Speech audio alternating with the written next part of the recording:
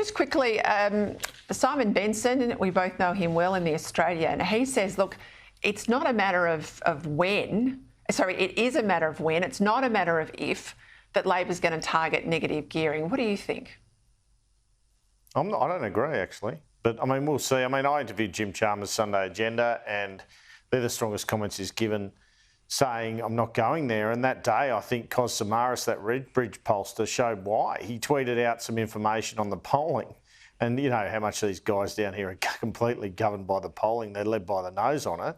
It shows it's just so unpopular tinkering with negative gearing at all, including amongst Labor voters. And some of the marginal seats they need to retain, Samaras was pointing out, like Bennelong and Reid, have 10 to 15% of people property investing into negative gearing. Now, you could argue we'll grandfather it, so it's only for those buying from now on. But you know as well as I do, Peter, an election campaign, that gets lost in the noise completely. People just hear they're changing negative gearing, they think that will affect them, and also they think this will affect our wealth because of the house price, and it's game over.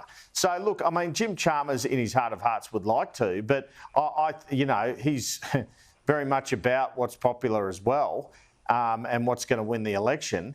So he'd be the most enthusiastic in the government for that sort of tinker, more so than Albanese, who never ran on that platform. It was a Short and Bowen Chalmers platform.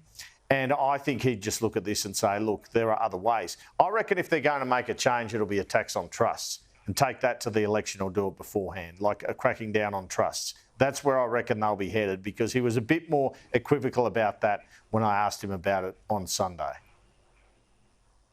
All right, we'll watch it closely. I think even if they're not out and proud about negative gearing, they'll have enough wriggle room in their language, whichever way it goes.